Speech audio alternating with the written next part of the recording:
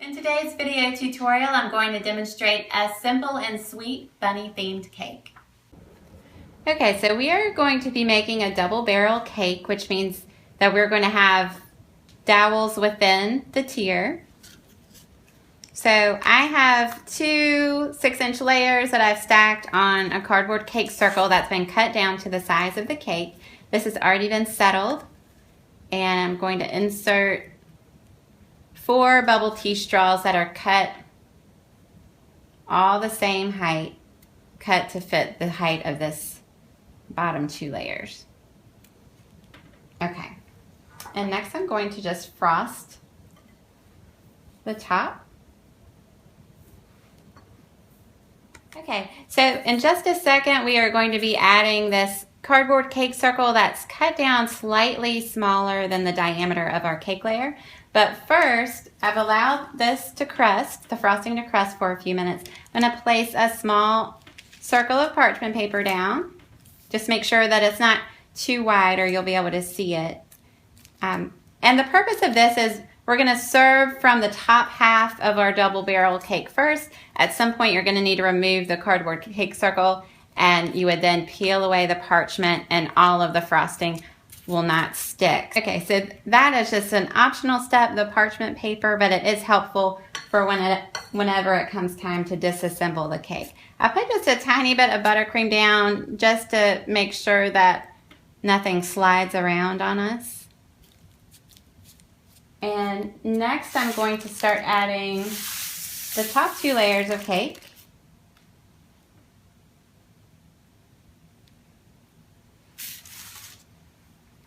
And this is just a crusting vanilla buttercream frosting. This is our fluffy vanilla recipe. Okay, and I'll just finish off with our top layer of chocolate cake. So you can see this as a nice and tall tier. Okay, I wanted to mention that I did wrap my cake in plastic wrap for the settling process. So to settle it, I just put a paper towel down and put a little book on top that gives a nice steady pressure. It's not a crushing pressure, but just enough to help it get all of that settling out of its system. Not everybody settles, but to me it really helps to cut down on the chance of your cake bulging. Okay, so moving right along, we are now going to work with our tinted buttercream. We've tinted it with a combination of avocado green and, what was the other one? Mint green. And those are both Americolor coloring gels, so just use whatever coloring gel you'd like. I am applying my crumb coat now. You can see I've got some crumbs on my spatula, so just make sure if that happens to wipe it off before you put your spatula back into the bowl. I'm going to give a thin coating of frosting all the way around, and we'll meet right back. Okay, so we are back, and I just wanted to show you, I like to use a bench scraper to get all the excess frosting off of our crumb coat. And if you have a really tall scraper, then just once or twice around will do, but because mine is shorter, I do it around the base first, and then I bring it up to the top. Okay. And then my frosting, you can see, extends past the top edge of the cake, which is what I like to do, so then I can go back in and at an angle, create a sharper edge. And so I'm just kind of spreading the frosting in and up off of the cake. Okay, so I have just chilled our crumb-coated tier. I froze it for about 15 minutes until the frosting was firm, and I like to do that before I transfer it to its final base, or in this case, pedestal. So I'm just going to carefully slide it off of the pedestal and onto my hand, or off of the turntable and onto my hand.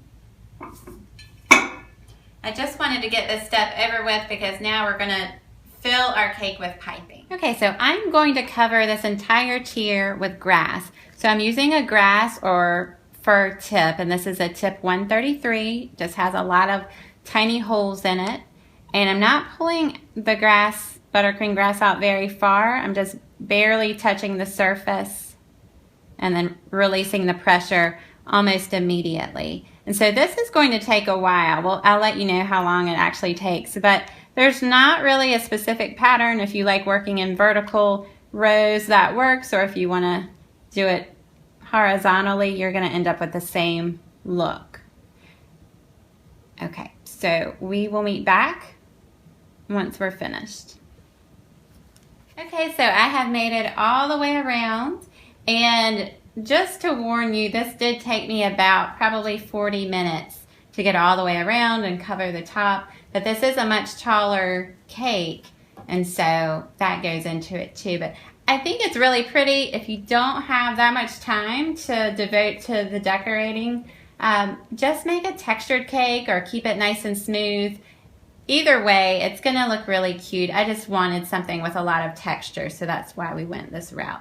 Okay, so now we are going to work on our sweet bunny for the front of the cake, and you can see this is the template that I'm using, and that just gives you an idea of what we're going for. So what I'm going to do now is I'm going to knead in just a little bit of Tylose powder into this ball of fondant. And this is an optional step. If you don't have Tylose powder, that's okay. I think the Tylose powder helps it to firm up a little bit more.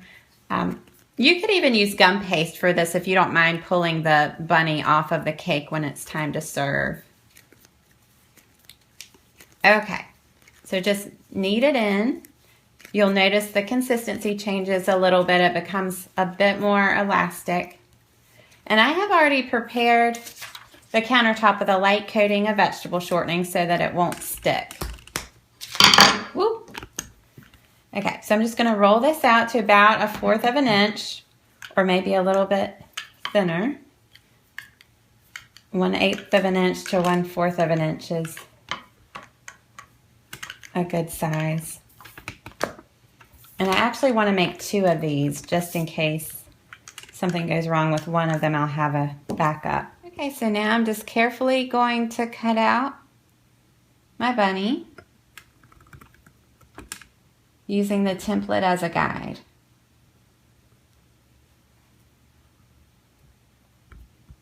Okay, I've cut out my 2 bunnies. And next I'm going to move them to the parchment paper. Let's see if I can pick it up without stretching it too much. If they're way too soft, you could just let it set up a little bit on your countertop before you try to pick it up. And I'm not going to dry these completely, but I want to let them set up a little bit more because the ears of the bunny are slightly longer than the cake is tall. So I want it to be stiff enough that it can kind of hold its shape once I stick it onto the cake. Now we're working on our bunny, and this bunny sat out for about 30 minutes, and so it's still very pliable, but I can easily pick it up without worrying about stretching it out. And the dry times will vary, so just check on it every so often. If it's getting too firm, you can always place a piece of plastic wrap over it if you need a little more time to get ready. But right now I'm just going to take my food coloring pen and make a little eye. This might be almost out of ink. Okay, I think that's big enough. And I'm also going to add some pink petal dust. So this is just a dry brush, and I have my petal dust in this little bowl. And I also put in a little powdered sugar because by itself the pink was a little darker than I wanted, so I'm just mixing in a little bit of that white powdered sugar. We're going to give him rosy cheeks and also a little pink for his ears. I just put rosy cheeks on everything. Okay, and then we'll move to the ear. Actually, I'm just going to put pink on one ear, and the other ear is turned the other way. At least that's how I see it. Okay, so now it's time to attach the bunny to the cake. And I'm just going to pipe some white buttercream here and there. That will be a glue.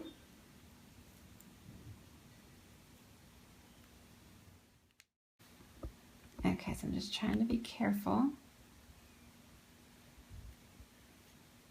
And we'll just kind of curve it around. I'm going to bring this just a little closer. I'm going to actually let some of his face come forward rather than pressing it down, and same thing down here with the tail, but you just do whatever looks right to you. Okay, so now I'm adding a tiny bead border. You can see I started it right here just to see if I liked the way that looked. And I'm doing that with a small round tip. This is a Wilton tip 2. And I'm just going to start here. I think you can get a little bit of a better view if I start right here. And I'm just making the tiniest little beads to just slightly up and back down again with my piping. And I'm just going to continue all the way around, and we'll meet back in just a few minutes. Okay, so I've made it all the way around with my little tiny bead border. And by the way, I'm using a crusting buttercream, and I use crusting buttercream for accents on fondant often, and I've never had a problem. But if you're working with a non-crusting buttercream, I probably wouldn't recommend. I'd recommend doing these details in royal icing instead, or at least do a trial run.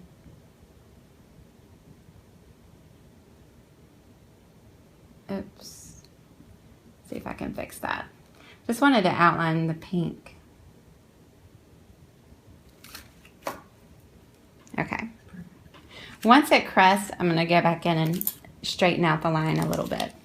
Okay, so the next little detail we're adding as an optional step, I'm just doing little groups of 3 dots. And for the face, I'm not going to cover the whole face. Or for the head, I'm just going to kind of do it down the back. But then once we get down to his body, we'll kind of fill things out. And if you have any little peaks on your dots, you can tap those down once the buttercream has crusted. Okay, next I'm adding a little clear piping gel to use as a glue for the little bow we're getting ready to put on. If you'd rather make a fondant or gum paste bow, that's fine, but we're just doing a cute little ribbon. And if you're ever using a ribbon on actual buttercream, you'll want to lightly grease your ribbon with a little Crisco. It'll get just a slight shade darker, and that will prevent splotchy grease spots from showing up. But in our case with fondant, we should be fine. Okay, so I'm just gently pressing it down. It might take a few seconds for it to really adhere. But it's just a really lightweight though. Okay, finally, to make a fluffier tail, I'm going to use a medium-sized round tip. This is a Wilton 10. And we're just going to kind of fluff things out.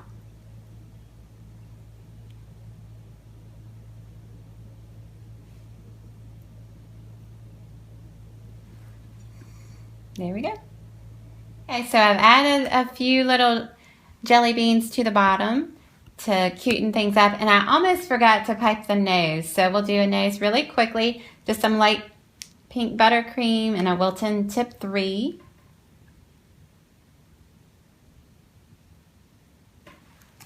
And then I'll pipe a few little whiskers too with a small round tip. This is a tip 2.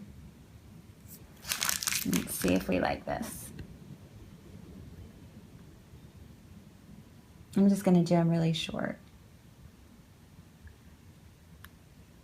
Our cake is finished. I think it turned out really sweet. I love the little bunny, and this is a very simple cake to make.